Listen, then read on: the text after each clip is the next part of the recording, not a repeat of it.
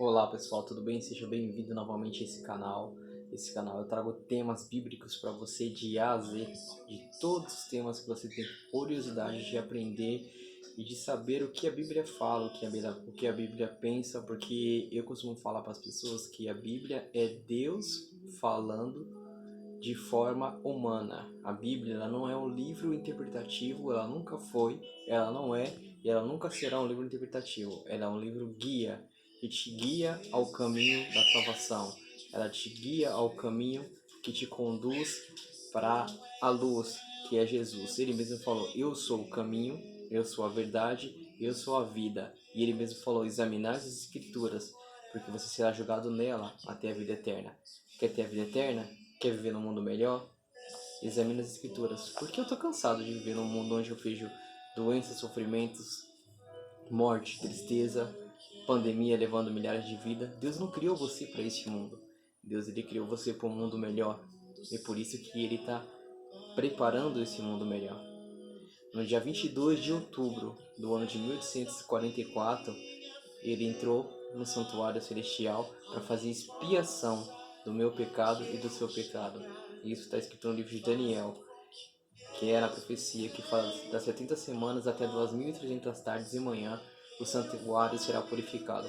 Com o tempo eu vou dar um ensinamento para vocês, escatológico e teológico, dentro desse tema até 2.300 tardes e manhã, né? Essa profecia ela foi estudada por bastante estudiosos da época, Guilherme Miller e vários outros estudantes da Bíblia, e eles acharam que o evento seria a purificação do templo. Eles achavam que seria a volta de Cristo naquele tempo. E aí teve o grande desapontamento, né?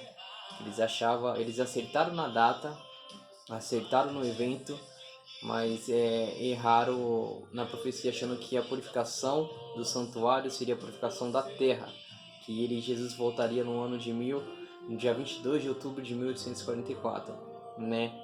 Se cumprindo as 2.300 tardes de manhã, que dá exatamente nessa data aí, dia 22 de outubro de 1844. Mas não era isso, é Cristo passando por lugar santo, por lugar santíssimo, para fazer expiação pelo nosso pecado e dando início ao juízo investigativo, que é o juízo que nós estamos vivendo. São 3 fases de juízo que a Bíblia explica, tá? Que é o juízo investigativo que nós estamos vivendo. Aí quando ele voltar, dá início ao juízo comprovativo, que os santos que estará no céu no período de 1000 anos, conforme fala lá em Apocalipse no capítulo 20, lá nós estaremos examinando os livros daqueles que foi salvo, aqueles que não foi salvo. Cristo vai explicar por que tal pessoa foi salvo e tal pessoa não foi salvo. Ele vai mostrar aquelas pessoas, o que ele fez para aquela pessoa tentar largar o pecado acariciado, aquela pessoa não largou e por isso ela se perdeu. E aí, durante esses 1000 anos, nós estaremos no juízo, estamos no juízo investigativo, depois o juízo comprovativo, e depois vem o juízo, quando ele voltar depois de se cumprir os 1000 anos, né? Conforme fala no Apocalipse 22 e diante, Satanás será solto por um pouco tempo, porque ele estará preso pela circunstância, porque não vai ter ser humano no mundo para ele atentar, para ele destruir a vida. Então ele estará preso pela circunstância, não preso de corrente, como muitos falam aí. Na Bíblia fala que é preso em circunstância, porque não vai ter ser humano para ele atentar. Então quando se cumprir os 1000 anos, Cristo volta e ele ressuscita os ímpios para receber a sua condenação. Então é o juízo decretivo. Então estamos vivendo agora o juízo investigativo, depois o juízo comprovativo e o juízo decretivo, que é sobre a terceira volta de Jesus aqui na Terra, né? Então Jesus ele veio uma vez para morrer e salvar pelos nossos pecados, depois ele vem para salvar os justos da angústia, do sofrimento, da perseguição, e depois ele volta para estabelecer o seu reino, o seu governo aqui na Terra e dar a sentença para o mal, para Satanás, e destruir o pecado, eliminar o pecado, os pecadores, aqueles que se agarraram ao pecado e não quiseram largar o pecado por sua livre e espontânea vontade, não porque Deus quer destruir, Deus tem prazer na destruição daqueles pecadores ou dos ímpios, só que Deus ele é aquele Deus de amor que ele respeita as opiniões. Então se você se agarrou ao pecado e Deus ele odeia o pecado, ele terá que destruir você porque você se agarrou a algo que não te faz mal. Então a destruição dos ímpios é uma benção, porque Deus ele vai estar destruindo uma pessoa que quer viver eternamente uma vida de desgraça, sofrimento, doenças, sofrimentos e tristeza. Não que ele está vedando a sua liberdade, não, porque Deus ele criou o ser humano para ser livre. Então a destruição dos ímpios que escolheu não ficar do lado de Deus, Deus ainda está fazendo uma bondade para ele, porque Deus está mostrando para ele que se Deus deixa ele viver eternamente num mundo de tristeza, sofrimento, doenças e dor, ele não vai viver feliz nunca, entendeu? Então até as curas que Jesus fez aqui na Terra foi apenas, eu costumo falar que é apenas degustação o que vai ser o céu. Porque todas aquelas pessoas que foram curadas, todas aquelas pessoas que receberam os milagres de Jesus Cristo, hoje descansam no pó da terra, esperando Cristo voltar. Então aquilo que Jesus fez, as coisas que Jesus fez, tudo que ele fez, foi bom, foi maravilhoso, mas foi apenas uma degustação do que será o paraíso, o novo céu e a nova terra. Falando isso, sem mais delongas, depois, se vocês quiserem deixar nos comentários, eu vou explicar para vocês tudo certinho. Vou fazer, quando acabar o alfabeto que eu trago para você da Bíblia de A a Z, eu farei um estudo para vocês escatológico, como muitas pessoas falam, que é estudo do tempo do fim, sobre profecia, sobre Daniel, sobre Apocalipse, né, sobre os livros proféticos, tá bom?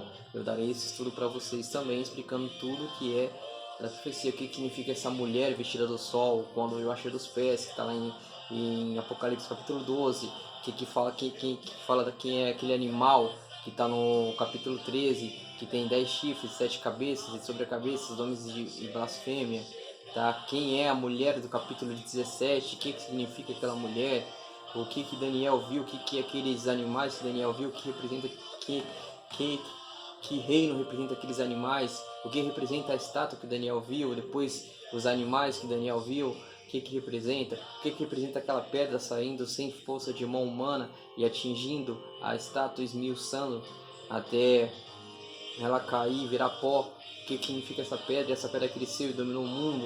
Eu vou explicar tudo para vocês, biblicamente e teologicamente, dentro da Bíblia, tudo certinho, tá bom? Dentro do contexto da Bíblia, tá? Mas por enquanto, fica com isso e acredita, porque tudo que eu falo é bíblico. Então, essa profecia que eu falei sobre o juízo investigativo, tá? De acordo com o livro de Daniel, ali no capítulo 9, porque Daniel ele é dividido em duas partes. Então são 12 capítulos, 6 capítulos históricos, que conta a história de Daniel, cativeiro em Babilônia, depois cativeiro lá na Média da Pérsia, pelo Ciro e Dario, e depois vem os livros proféticos. Então 6 livros históricos e 6 proféticos, tá? Então eu vou explicar isso para vocês mais para frente. Então, entrando no tema de hoje, eu irei falar na letra M, seguindo a letra M do alfabeto, eu irei falar sobre a mentira. O que a Bíblia fala sobre a mentira? Tom, a gente devemos mentir? Pode mentir? Deus abomina a mentira? Sim. Primeiro, para falar sobre a mentira, o homem mais sábio do mundo, ser humano que vive aqui na Terra, mais sábio do mundo, além de Cristo, que é ser humano e também é Deus, mas na sua humanidade, ele falou que Salomão é o homem mais sábio, e que antes de Salomão nunca mais vai existir um homem tão sábio, e depois de Salomão também nunca mais existiu. E Salomão escreveu no livro de Provérbios, a partir do capítulo 16, que a mentira é abominável aos olhos de Deus, que os lábios mentirosos desagradam a Deus, né? Então trouxe esse tema. Devemos ser verdadeiro, doa o que doer, machuca o que machucar, devemos sempre sim falar a verdade. O próprio Jesus usou aqui na terra e falou assim: seja sua palavra sim, sim, não, não. O que passa disso é do maligno. Então, não sei, talvez, quem sabe, eu acho, tudo isso é do maligno, tudo isso que inventou foi ele. Então Jesus, a palavra de Jesus falou que nossas palavras tem que ser sim, sim, não, não. Então Jesus, ele vivia a verdade, ele falou: eu sou a verdade. E ele se defendia com as escrituras. Ele falava: o que você entende das escrituras? A tua palavra é a verdade. Ele fala: santifica-o na verdade, pois a tua palavra é a verdade. Isso está escrito em Salmos, no capítulo 119, tá bom? Então vamos entrar no tema mentira. Eu apenas deixei duas perguntinhas objetivas e reais, só que eu já deixei o capítulo para você verificar lá. Ali é o livro de Provérbios, que é um livro que vai te trazer bastante sabedoria, mas ali a partir do capítulo 16 que fala bastante sobre a mentira, que a mentira é abominável aos olhos de Deus, tanto que entra dentro do decálogo, né? Dentro da lei moral que foi escrita, a única parte escrita pela lei, pelo dedo de Deus aqui na Terra. A Bíblia existe uma parte que foi escrita pelo próprio Deus, que não foi usada por uma mão humana, que foi os 10 mandamentos, que é o decálogo, onde está escrito não matar, também está escrito não mentir, não dirá falso testemunho contra o seu próximo. Então, onde está escrito não matar, não roubar, não furtar, também está escrito para não mentir. E isso foi escrito pelo dedo de Deus, porque isso é o caráter de Deus, isso é o decálogo, né? Que é os mandamentos que regem todo o universo, todo o mundo criado por Deus e todo o céu. Você não guarda mandamento para ser salvo, deixando bem claro aqui, mas você guarda os mandamentos porque você já foi salvo. É uma gratidão, é uma forma de gratidão a Deus. Vamos entrar no tema sobre mentira, tá? Eu acho que eu explanei bastante o tema, mas vamos entrar no tema sobre mentira. A primeira pergunta sobre mentira fala o seguinte, fala assim: o que devemos pedir em oração para Deus? O que nós devemos pedir em oração para Deus? Dentro do tema mentira, o que devemos pedir para Deus em oração? Você vai lá no livro de Provérbios, no capítulo 30. Olha de novo, no livro de Provérbios, como eu já recomendei para você. Provérbios, capítulo 30, do versículo 5 ao 9.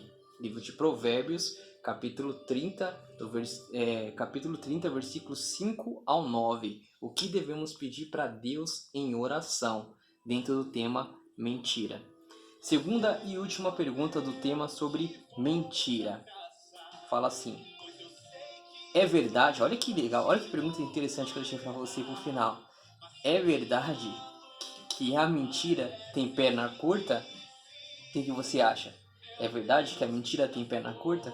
Aquela pessoa que vive mentindo. Porque a pessoa que mente, ela vive mentindo, ela tem que contar outra mentira para cobrir aquela mentira. Ela tem que contar outra mentira para cobertar aquela mentira. Então por isso que eu trouxe essa última pergunta. A mentira tem perna curta? Tom, isso fala na Bíblia? Fala na Bíblia. Aonde está escrito isso, Tom, na Bíblia? Para mim verificar na minha Bíblia, na minha casa e com a minha família. Dá o capítulo e versículo para mim, vou te dar. Você vai lá no livro de Atos, no Novo Testamento, tá? Livro de Atos, no capítulo 5, do versículo 1 ao 11. A mentira tem perna curta? Tem sim. Onde está escrito isso, Tom, na Bíblia? Você vai no livro de Atos, no capítulo 5, no versículo 1 ao 11. Esse foi o tema sobre mentira. Espero que você viva a verdade. Espero que você dedique a verdade, porque você está seguindo um Deus da verdade. E Ele está vencendo dentro desse grande conflito entre o bem e o mal somente com duas características que é própria dele.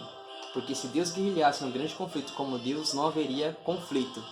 Então Deus está guerrilhando com apenas duas características do seu caráter, que é a verdade e o amor. Entendeu? Então se Deus guerrilhasse no grande conflito como Deus, não haveria conflito entre o bem e o mal. Então Deus está guerrilhando dentro do grande conflito com apenas duas características do seu caráter, que é a verdade e o amor. Então se inscreva nesse canal, deixa seu like, espero que você tenha entendido o tema. Então viva a verdade, viva Jesus, porque Ele é a verdade, tá bom? 5 colunas da verdade, como eu já deixei o tema nesse canal aqui, você procura lá sobre as colunas da verdade. Então Deus, Jesus, o Espírito Santo, a Bíblia e os 10 mandamentos. São essas 5 colunas que vai reger toda a tua vida. Quer procurar uma religião que te guia para a salvação? Procura uma religião que está baseada nessas 5 colunas, que aceita Deus, Jesus, o Espírito Santo, a Bíblia e os 10 mandamentos. E aí você está de acordo com a palavra de Deus. E aí você receberá a promessa que Jesus falou. E conhecereis a verdade, no plural, e a verdade vos libertará, no plural. Porque a verdade de Deus é uma só, dividida em 5 colunas. E se cumprirá o que fala em Apocalipse capítulo 12. Aqui está a perseverança do santo. Perseverando aquele que persevera até o fim. Aqui está a perseverança do santo. Os que guardam os mandamentos de Deus e têm a fé em Jesus Cristo. Se inscreva nesse canal, não deixe de se inscrever nesse canal. Se você gostou do vídeo, compartilhe esse vídeo, deixe um like, é muito importante para que o YouTube possa entender que esse vídeo foi relevante e que você gostou do vídeo e que você quer que as pessoas entendam mais sobre o tema. Então, como sempre digo, se você tiver coragem de perguntar, a Bíblia sempre terá a coragem de te responder.